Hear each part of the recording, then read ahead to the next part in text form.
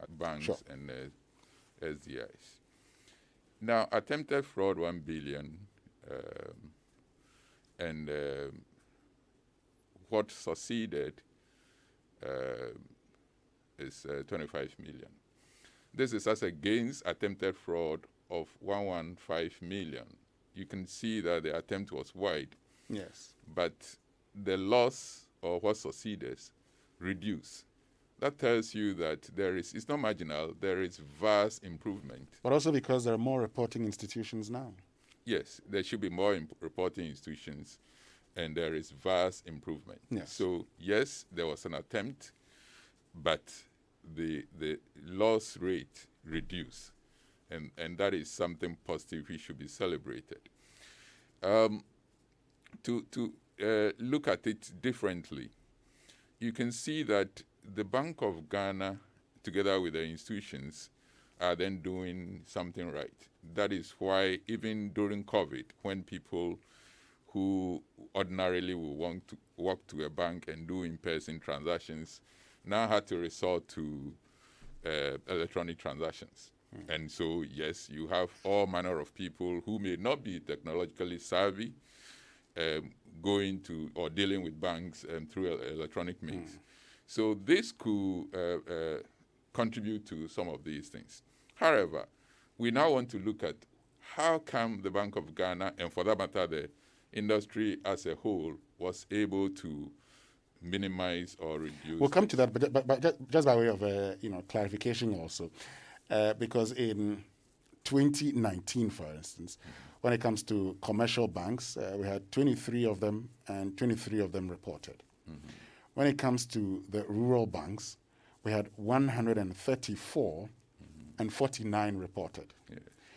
When it comes to when it comes to the saving and loans of finance houses, we have 60 of them in 2019 and 11 reported. Yeah. Now, the situation is however different in 2020 because 2020, yes, the commercial banks still 23 out of the 23 reporting, but when it gets to the rural banks, out of the 144, you have 108. So that's an increase in the percentage of reporting. And also when it comes to the finance houses, now 13 of them are reporting. So we see that we moved from 36% of institutions reporting when it comes to the rural banks in 2019 to 75%. Clearly, that's a huge jump.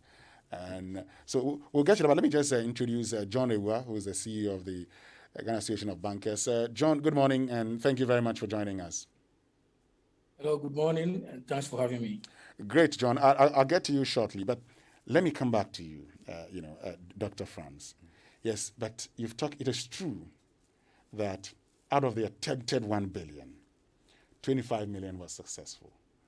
So there's still that fear of a success in all of these. And the question Ghanaians really need answers to and want answers to is how safe their money is when they put it in these SDIs. Well, thank you once again.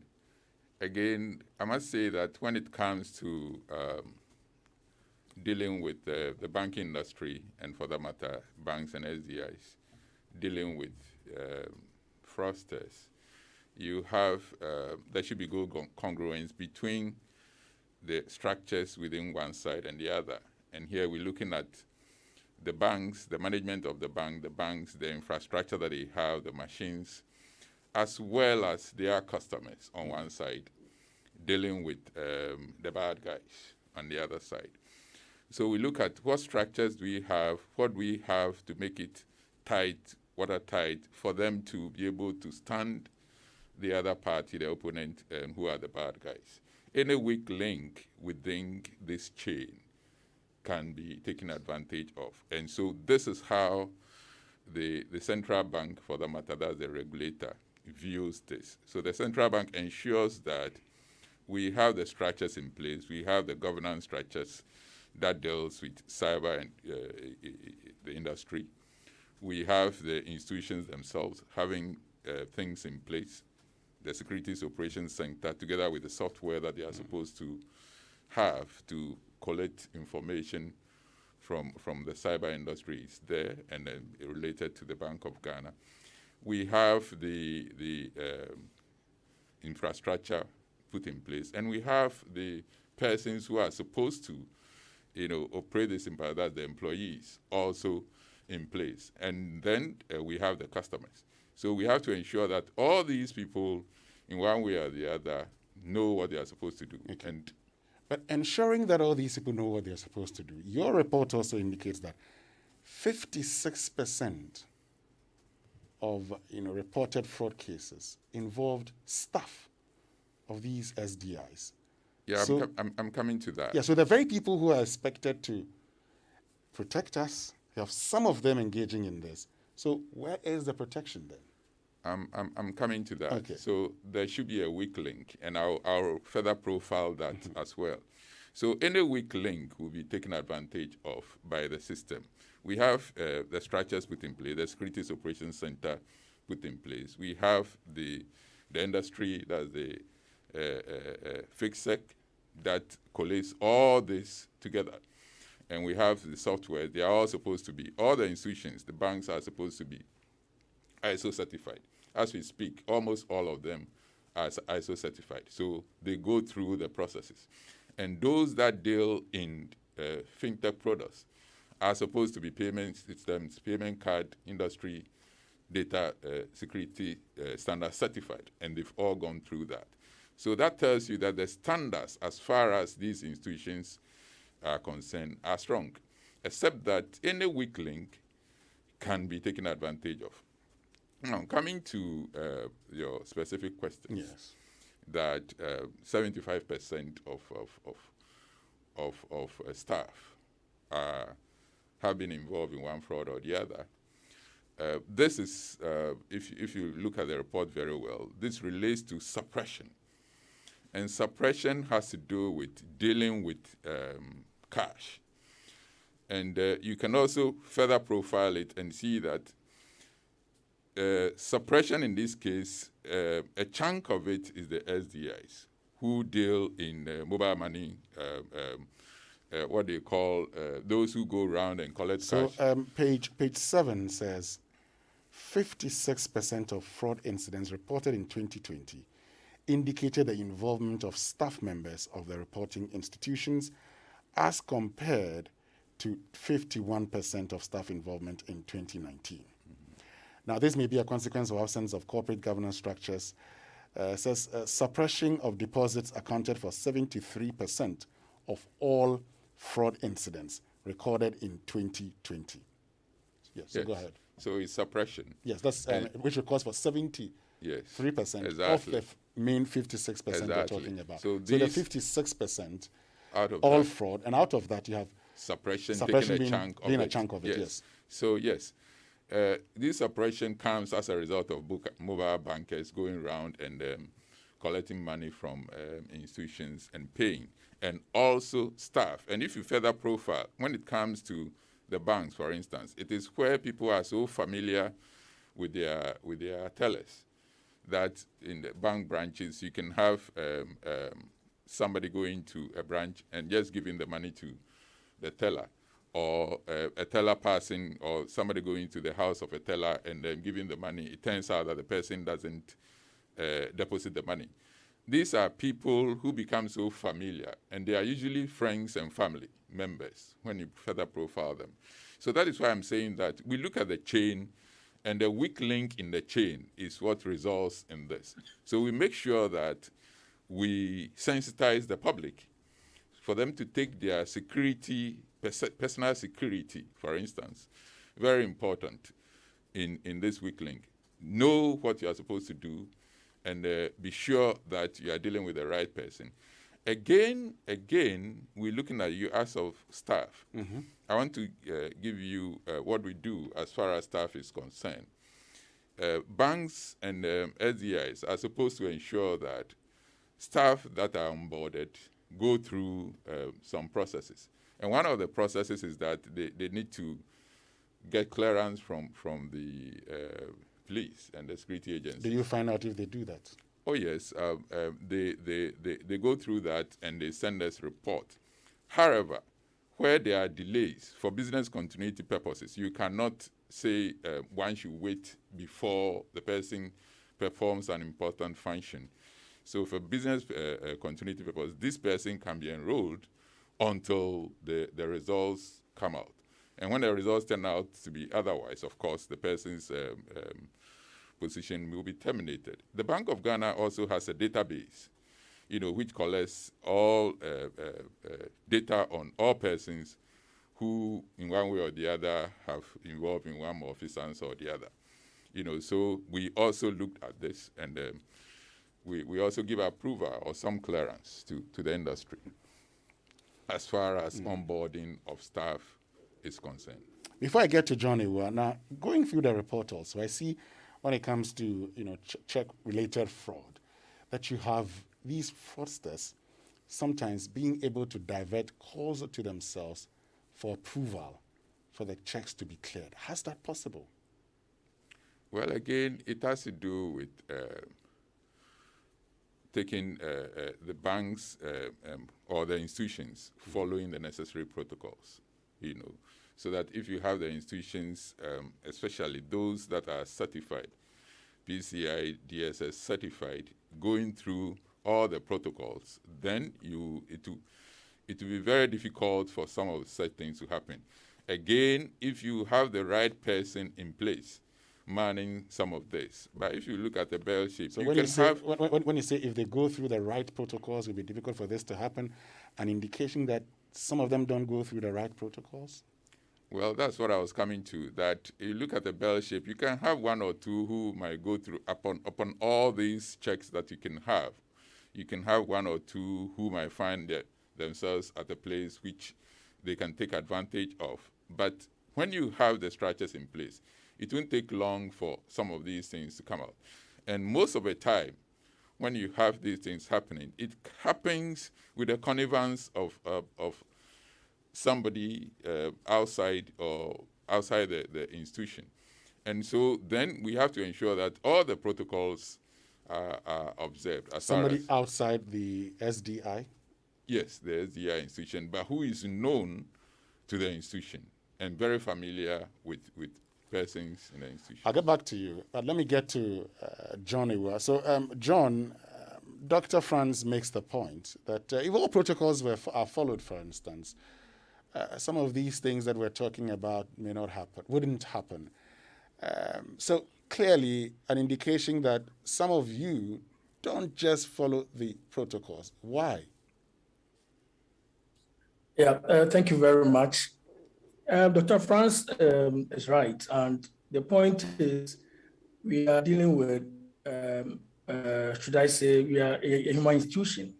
And if you take the volume of transactions that as banks we process on a yearly basis and compare that to the loss that we have recorded, we don't want to say it's a good loss or a loss which is lower than expectation. But the point is, Dr. Franz will confess that 2020 was technically an outlier in the sense that it was the year when, should I say, across the banking industry, we had in excess of about 300% growth in transactions on alternate banking channels, which is transactions taking place on channels other than banking halls or banking facilities. When you have that situation, there is definitely bound to be a few transactions going the wrong way and fraudsters taking advantage of such situations. Whilst we do not want to say that, in spite of that, the banking industry did well, what we are saying is fraud is a problem, and even if it is one fraud, it is one too many in a year. But if you look at the report critically, and as Dr. Franz alluded to, of the 12 fraud types that Bank of Ghana analyzed, you will find that we had significant reduction in fraud incidents in 7 of the 12. And even those that went up, you will find that the extent of growth, like forgery and manipulation, about 3%. But those that came down, like cyber and email fraud, came down by up to 75%. So clearly, the banking sector is doing something right. We cannot stop fraudsters from attempting to defraud. So as for near misses and attempted fraud, much as is important, it is difficult to use that as a measure of how the banks are complying with the requirements of Bank of Ghana in terms of controls and procedures and governance processes that the banks have put in place. All in all, I can say that yes, it looks scary as a headline, but if you drill down and analyze the data further, you will find that clearly the banking sector must be doing something right as well. Well, I mean, in analyzing the data and drilling down, what actually gets me even more worried is the fact that when it comes to percentage of staff involved in fraud, it's been increasing since 2017. And so while you may be talking about the incidents of fraud, 7 of them reducing, the percentage of bank staff or SDI staff involved in fraud-related activities is increased. And that should get us worried, isn't it, Johnny? Oh, of course, yes. It's something that as banks we are not proud of, because we are an institution of trust. And if the integrity of banking staff is compromised, then we are sending a signal to the banking population, which is not positive. But Dr. Francis there, and I'm sure you allude to what I'm saying, that if you say banking staff involvement, it may not necessarily mean they are involved in the fraudulent activity itself and benefited financially. It could potentially be a negligence or an error which resulted in a fraud incident happening. So we need further drill down on the data to understand to what extent are the banking staff personally involved in the fraudulent activity or complicit directly in the fraudulent activity. Cash suppression amounts to 73% of the 56%. And cash suppression in most of the instances is direct involvement of the staff here. Yeah, and as Dr. Franz mentioned, you clearly it's a difficult question for me sitting here as CEO of Association of Bankers to answer to that, because a greater percent, I believe over 80 to 90% of that cash suppression is happening in the NBFI arena, which we do not control. Of course, it's a problem for the entire industry, but it is an area that I think as practitioners, not just the commercial bank, because if you analyze the data, you find that the commercial bank component of that cash suppression may be about 2 or 3%. But the bigger picture, which is why we are on this station talking about fraud, is we need as banks to fortify the controls around these cash collections in the market, on the streets and the like. We need, something must change. And that is why we are taking this report, not just on the face value, even areas that do not affect the commercial banks directly, because of the indirect implication people read into it, and the fact that it may negatively also affect our reputation. We have taken it hook, line, and sinker, and we are going to tackle that head on going forward. Now, Dr. Franz, you talk about background checks, one of the most important things you say they should do. Let me get your take on this, Johnny, before I get back to you. Now, the background checks that you do when it comes to the staff that you recruit, how do you go about it? Okay, it's a very simple process. Before you join a bank, you are supposed to get a police clearance. So you go to the police CID, you submit your IDs, they take your fingerprints, and if you have undertaken any, you have gone through any criminal proceedings or anything that tarnishes your brand as a person in terms of infringement of the law, I'm sure the security apparatus have a system or database that they check your fingerprints and other details against. And once you go through that process, as banks, we don't control that process. Once you get the clearance, it is a get-go that you are cleared and you are fit and proper to work in the banking system. Do all of you do that? 100%. One thing that since this report came, I have personally noted to do a follow-up is we get this information from the outsourced companies telling us their staff have gone through the process. But as banks, do we go to validate or authenticate? Exactly. Do you validate as banks? Actually, yes. So that is a process that as banks we've noted, and I think it is one step forward. Yes, not placing over reliance on just people saying, oh, all our staff have gone through that police check, but to take steps and maybe take a sample of the staff, go to the police CID and see what we can also find. Exactly. And let me get back to you, Dr. Franz. So this particular bit about background checks, do you also check again to see whether indeed these were done? Or once the reports are submitted to you, then that's the end of it? Well, yes, background checks are done by professionals and professional intelligence agencies. And like I said, there are different categories. Yeah, but he's just talked about the fact that, those who outsource business to sometimes come to tell them, oh, okay, we have done the background checks. And they take it, and they now would want to move forward and validate it. So I'm asking you also, whether when they present these reports to you, you go back to validate, or you take the reports and move on. There should be evidence from the police that they've gone through, they've done the background check of such people, and they've passed. And so we work with the evidence. We don't go to the police to find out. The evidence comes to us. The evidence will definitely come to the central bank.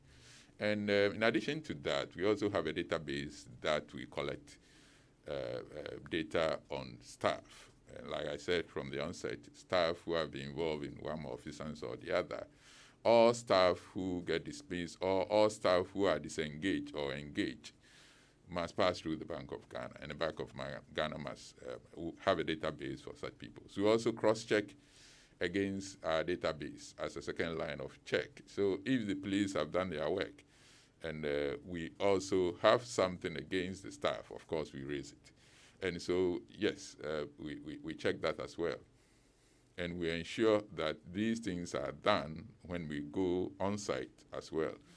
We do the off-site work where they send information to us. And we also go on-site to check the records of the HR documents as to what was done before a staff is onboarded. Great.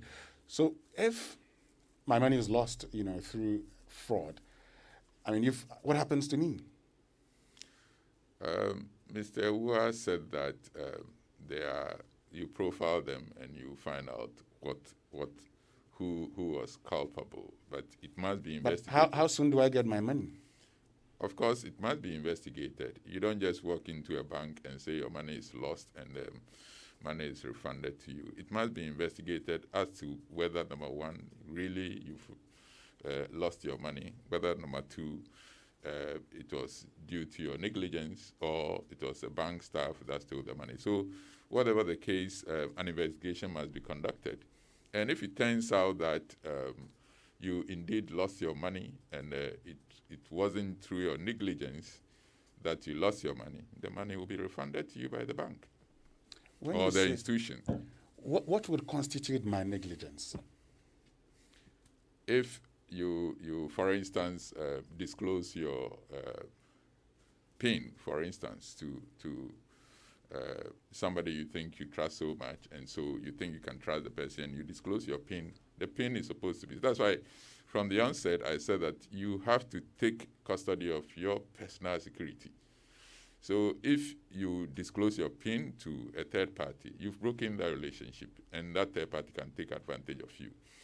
If you just give out, you're shopping online and you just give out your CVV, what we call the card verification value, to anybody at all. You put it on a unsecured network, for instance. You've disclosed, so one can take advantage, anybody at all can take advantage of you. So you have to guard against some of this. And this is the reason why we do this sensitization.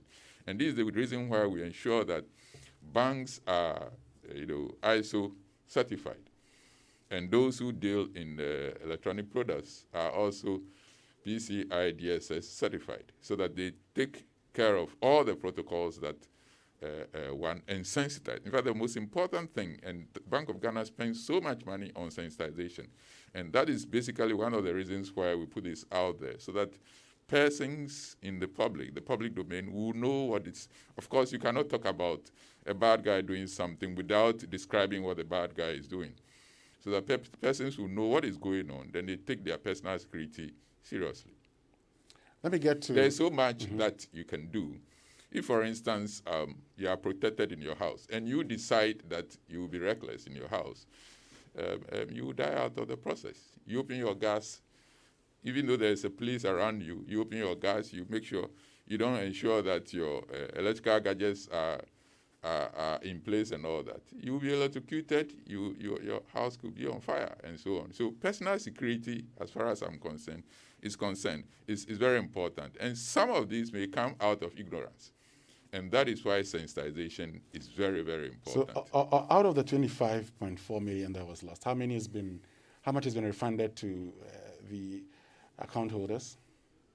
Oh, majority, like I'm saying, if it's profiled. And, but do you know? I can't tell offhand. Have the investigations been concluded in all of them? Every transaction that will result in one anomaly or the other is investigated. And once the results come out, we profile it very well and see where the negligence But is. some of them didn't get their money. If it's investigated and it's your negligence, of course, I mean, you will not, you don't do the wrong thing. Yeah, but what I want to find out is that in this particular case, based on investigations, did it come out that some were due to negligence and so did not get their money? Well, there's a number of infractions and a number of things. It's not one transaction that resulted in so many of transactions, and most of them are small transactions that occurred over the period. And all of them, but majority of them will tell you they did get their money, as far as this is concerned. Because once it's investigated and it turns out that it's not the fault of the institution, of course you lose out. But if it's the fault of the institution pays. So all funds that may be appropriated by maybe a staff of a bank will be refunded by the institution. Let me get to John Ewen, and I'm interested in what would be my negligence. So what would constitute negligence on my part? I think it's been clearly explained, but let me just add to what has already been said. What does PIN stand for?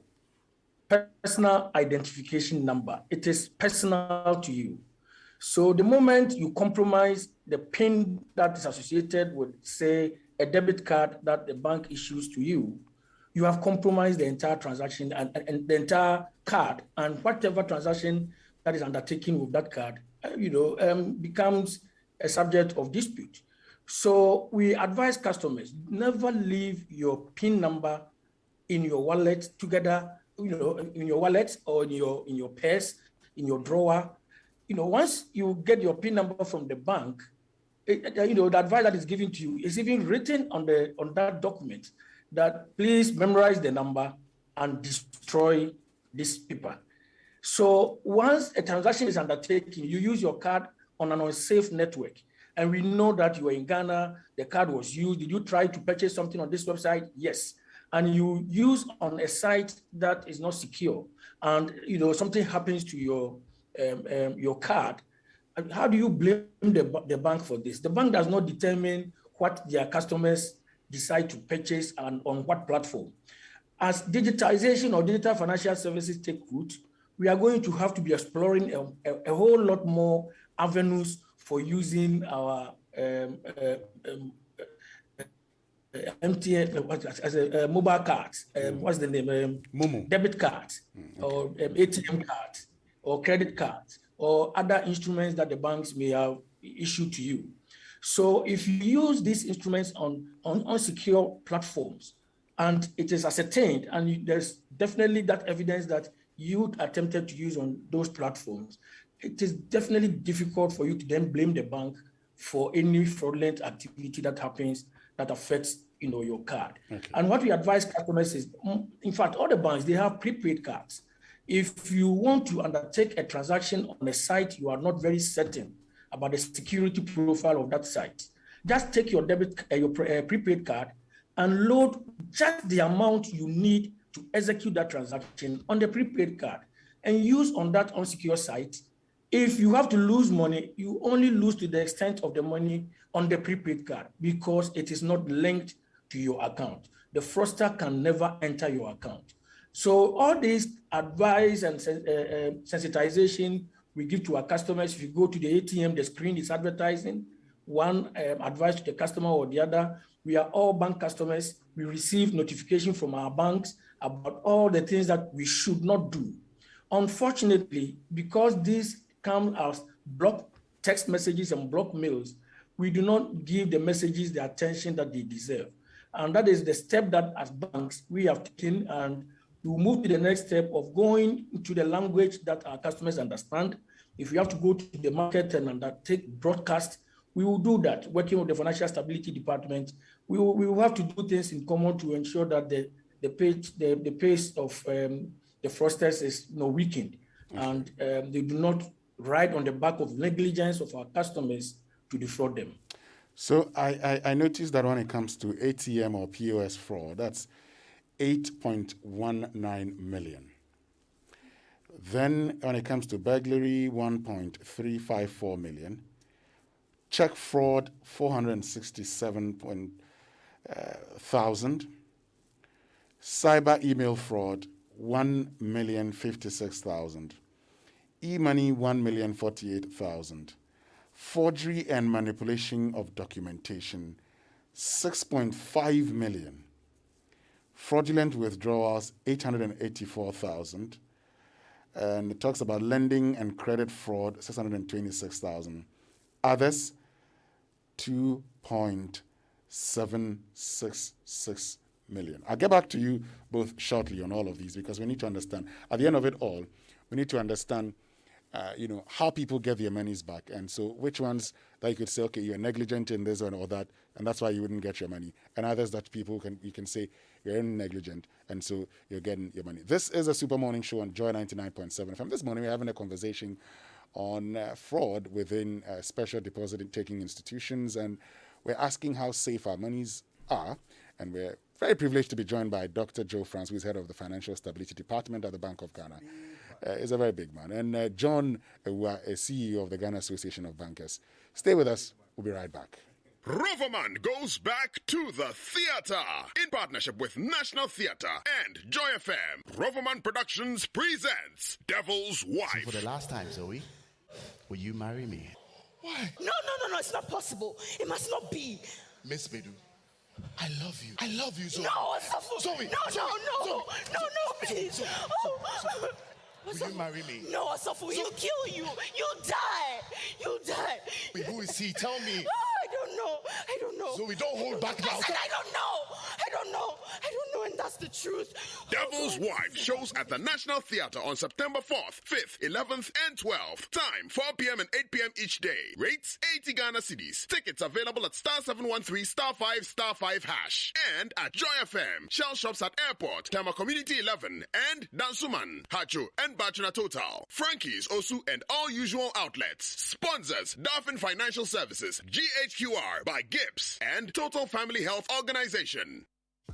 The big leagues are back, and DSTV is where all the football action is at. Enjoy live matches weekly from the best leagues in the world. We're talking the Premier League, La Liga, Serie A, the Europa League, and the UEFA Champions League. That's Salah, Kane, Haaland, Bruno, Lukaku, Suarez, Messi, CR7 all week, every week.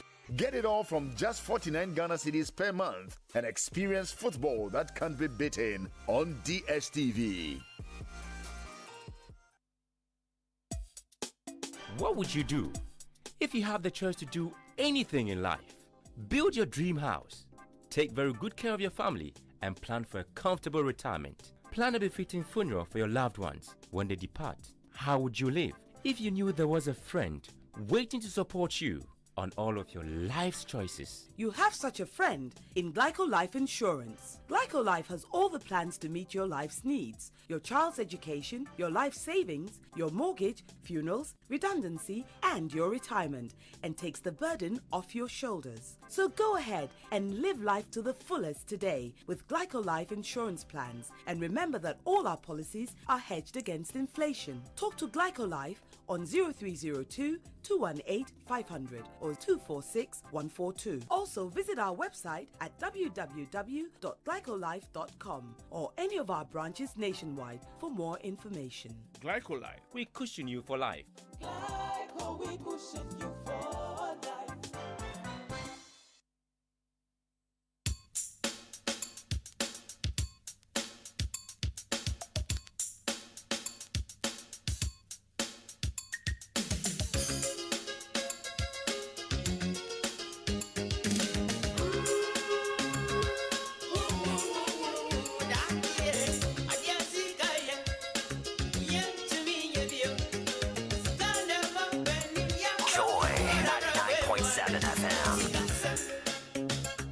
coffee in your cup, Joy on the set. The Super Morning Show is always the best bet on Joy 99.7 FM. Welcome back, and thank you very much for staying with us here on the Super Morning Show on Joy 99.7 FM. And I know there are many, I've seen lots of your questions. I'm going to be asking all the questions shortly. Text messages on the Super Morning Show brought to us by Glyco Critical Illness Plan GSIP. It's in your best interest to survive. And the theatres are open, the stage is ready, COVID protocols intact, all set for the first of its kind, finest and funniest open-air theatre, Something Must Kill a Man. That's a play by Latif Abubakar. Join this entertaining comic experience on the 2nd, 3rd, and 4th of September at the Plush Labadi Beach Hotel by dialing *447*1092# for tickets. Rate 80 Ghana cedis. The tickets are also available at Joy FM, Koala, Airport Shell, and Bachina Total, or call 0571 900 Something Must Kill a Man is brought to you by Labadi Beach Hotel, Graphic News App, and TCL Ghana, powered by Joy Entertainment and Globe Productions. But also do note that Kingdom Books and Stationery, your number one supplier of quality office essentials, equipment, and furniture at affordable prices, introduced an online store for your shopping convenience. This means you can now shop by simply logging on to kingdomstoreonline.com without physically coming to any of our branches. It is hassle-free and will arrange delivery to your homes and offices within a reasonable time. We offer free delivery within Accra and Tema and accept payment via Momo across all networks. Terms and conditions, however, apply. At Kingdom, quality and affordability is our hallmark. And we're told that there's a serious accident at Jawulu, opposite the Men's Gold offices. And so if the police can please get there and offer some assistance, I'll be very, very grateful. But let me get into a bit of your questions now. And this one says, good morning, Winston. Please ask Dr. Franz if the data of Airing Bank staff who've been dismissed is accessible to the police CID so other employers can benefit from when they're doing background checks at the CID. I'll ask that question shortly. This is Francis, and this one says, some banks are really robbing us after taking loans from them. The government gave a directive for all banks to freeze interest on loans during the COVID-19 period. Most banks did not waive off the interest. The government didn't say that. They still charge interest on loans. I had to pay close to 4,000 additional interest for a loan I took from a bank. Let me get into your messages on Twitter and share them with Dr. Franz and John Ewa. Now, Max Atta says there's a direct relationship between the protocol recruitments and the massive bank fraud. Who does the background check on bank employees? At Clittle_Tete says banking in Ghana has been built on some fundamental structures that makes it difficult for any common person to wake up and say he or she is operating a bank. At Smart_Soldier says if any bank just pop up with flashy glass doors and out of this world interest rate, be careful putting your money in it. We're all witnesses. This one says we're joking. Blame the staff that take less than 1,000 Ghana cedis a month. And that's an issue that we will start off with. The fact that they say, particularly when it comes to cash suppression, is because of the low or poor remuneration. Dr. Franz, what's your take on that? Well, several things account to, but like I keep saying, you don't take your poor remuneration to take advantage of customers that you deal with. So that could be a factor, but that is not a vital factor. You accepted to work based on your remuneration that was given to you. So you don't use that and you take advantage of people's money. Let me say that the system is safe, and so customers and the general public should remain at ease that it is when we give out this information, it's when we have conversations around these things, and it is when we together look at the weak links and how to strengthen the weak links that we all remain very safe. So have confidence in the system that these are some of the things that we do and that we'll continue doing to ensure that we have a watertight or near watertight system. Now, this questioner says, ask Dr. Franz if data of Airing Bank staff who've been dismissed is accessible to the police CID so other employers can benefit from them when they do background checks at the CID. The police have a much broader database, and that is why, in the first place, clearance is done with them. So they have a much broader, and that is a composite database, runs through all the sectors, not only the financial institutions. And so, yes, they have a much sophisticated and broader database, because they are an intelligence agency, and they are linked up with all the intelligence agencies, including even outside intelligence agencies. Now, Mr. Iwa, there was a question about, poor remuneration. I'm sure that's something you're, familiar with. The fact that many persons say they work at the bank or they're associated with, work in one form or the other with a deposit-taking institution, and yet these persons are not paid well. Dr. Franz says, don't take your poor remuneration into affecting customers, but wouldn't you agree that that also plays a role? If they're seeing a lot of money, they should be paid well. Yes, I agree with Dr. Franz 100% that nobody compels anyone to take up a job, one job or the other. Once you have accepted the job together of all the conditions that come with that particular assignment. So if you get frustrated along the line, it is not for you to then vent that frustration on the customer for whose reason you have that job. Having said that, talking about remuneration, we all know that, Winston, if your salary were to be doubled today, you enjoy it for the next few months. After the next few months, your expenses will catch up, and you will still want another salary increase. So you can never use remuneration as a justification for fraudulent activity. It is integrity. So what is missing is, and the question we should be asking ourselves as a country, and this is not going to just the banks, is what are we missing as a country? And if Dr. Franz has been around for a long while, I've been around for a while, and I know how banks and even workers in other institutions used to function not too long ago, about 20, 25 years ago, not too long ago, and how things are happening now. It is a societal problem, and we need to begin as a country to tackle it from the root.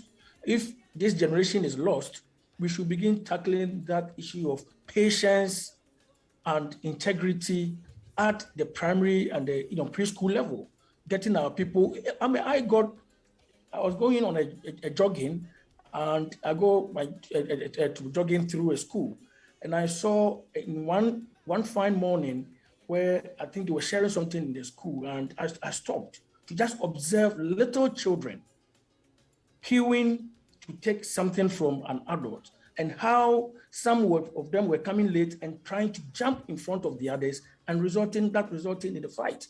It is what they are seeing happening in their houses, in their homes, with their parents. That is what we are growing with, and it is getting to us at the workplace. So much as people can butter a remuneration upon remuneration, we will be not tackling the issue at the base if we over focus on whether people are paid well or not paid well.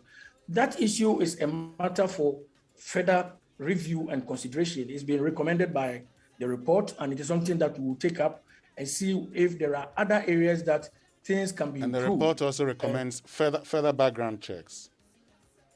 Yes, and further background checks, as I said, as for background checks, it is a requirement. It's 100% requirement. You don't have it, you can't work in the bank. And what I said was, the next step to take is to revalidate the notification that we get from particularly as for the banks, we know, because the report from the police comes directly to the HR of the various banks. But where you take on an outsourced company, and the outsourced company will have to undertake the background check with the police, and then you get the clearance from the outsourced company that background check has been undertaken. I'm not sure the police report comes directly to the banks in those instances, and that is where we need to also, open our eyes to ensure that at least a sample of the people that are working in those outsourced companies, we can also revalidate their clearance. One other thing that I am beginning to question is actually the quality of the clearance itself. If today you are criminally, you undertake a criminal offense and you are taken through the legal process. You are not convicted. You are convicted, but maybe you are not taken to the prison, or you don't take the full brunt of the consequences. I'm not sure whether the police database capture all these kind of incidents so that we know that, okay, this person may not have been convicted, but he has gone through these criminal proceedings before, for which reason perhaps before you employ that person, you must open your eyes and undertake further due diligence. It's a discussion that perhaps we will have to take it up with the Exactly, police and talking about that discussion also, it's important I find out. So for those who are engaged in suppression of cash, for instance, do you know what happens to them?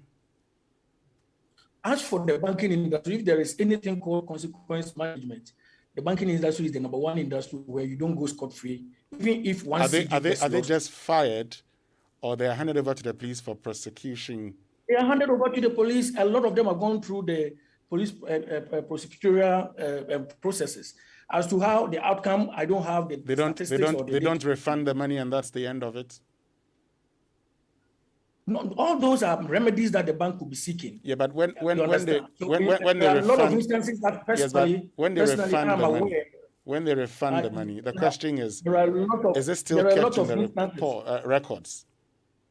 Of course, yes. Even if you refund, you are criminally liable, and you still go through the process. You go through first the bank's investigative procedures, which is disciplinary processes. It is reported to the police, the financial crime unit.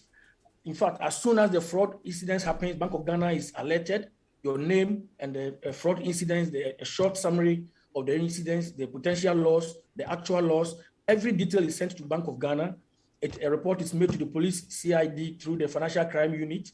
Through inside the bank itself, you go through a disciplinary process. You lose your job, you go through the disciplinary processes, and then you also go through the police criminal process or civil process.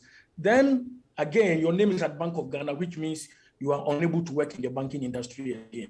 Okay. All these processes are there, they are intact. So nobody steals one CD from the banking system and goes scot-free. Okay. Not when... Well, I know instances where through auditing some of these things are found and they are asked to refund the money, and that's the end of it. But finally, Dr. Franz, going forward, what is it that you're going to do or urge the banks to do to make sure that we're able to reduce this to the barest minimum? Thank you, Winston. Winston, we want to assure the public that our overall mandate is to ensure that we have a safe banking system to operate in. So we definitely will ensure that with the structures are in place, the governance structures are in place, the structures with respect to creating a Securities Operating Center, and also getting all fraud reports to the Bank of Ghana, giving the alerts, fraud alerts, information alerts to the Bank of Ghana and to other security agencies are intact and in place. Those dealing with electronic instruments are to ensure to be certified in place. I must also say that we need to also celebrate those who have exhibited exemplary behavior. Recently, we heard of a policeman who, had some money from an ATM, and the previous IGP, he was celebrated, and it was. Some of these cases should be catalogued and should form part of CBD. What do you call it? Form part of their training programs. Training programs not only for the police but for the institutions at large. There was one that even happened before that case that came to us. One Christian Okansi who saw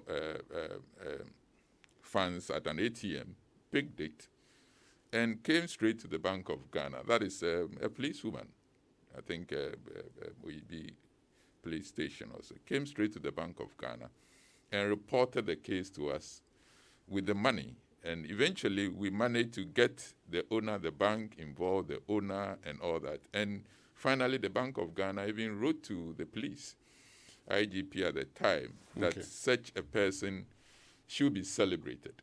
that even happened before the latest one. Such a person should be celebrated to serve as exemplary behavior for others to emulate. So we want to encourage that as well. So the few that we find in the system who live above blemish, if so to speak, are celebrated. Dr. Joe Franz, thank you very much for joining us and talking about what happens in the bank. I mean, I've seen instances before that you're giving.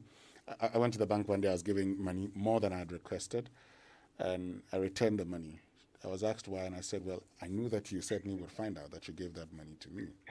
Because I mean, you're writing that at the back of it, and the amount that I requested is also different. So I made that all-important correction. And even if it turns out that they will not even find out, your personal integrity will not let you take the money away. And that is the level that, as Ghanaians, we should get to.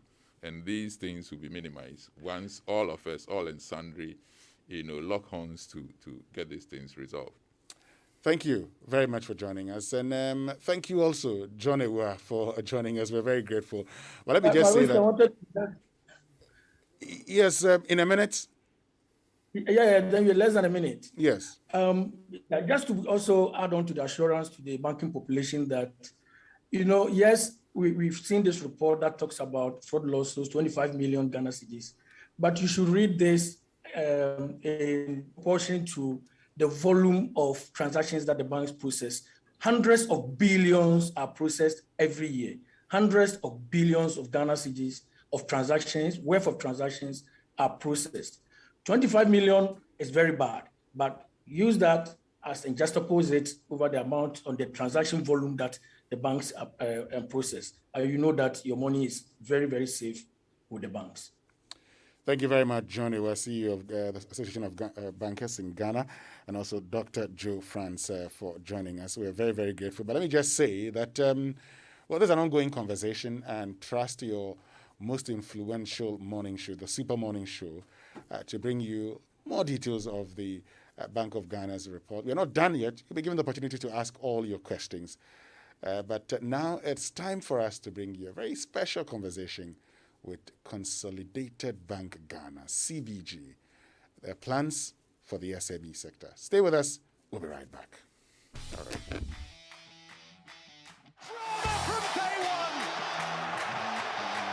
The boys are back, oh! The boys are back! Imagine inviting great footballers like Ronaldo, Messi, and Mbappe into your home. Imagine feeling the big mad temperament of football's fiercest rivals in your living room. Imagine enjoying the home ground advantage of witnessing the best of Serie A, La Liga, Premier League, UEFA Europa, and many more leagues all in English. Or stop imagining. Just get a GoTV decoder now at 89 Ghana cedis and upgrade to GoTV Max to turn your home into the home ground of great football. To purchase a new decoder, SMS GoTV to short code 1731. GoTV. Love it. Drama from day one. Tina Travels and Tours, in collaboration with Cowbank PLC, brings to you a lifetime business trip to Istanbul, Israel, and leisure in Dubai. This package starts from $2,550 and it includes visa, flight, economy class, 4-star hotel, bed and breakfast, B2B meeting,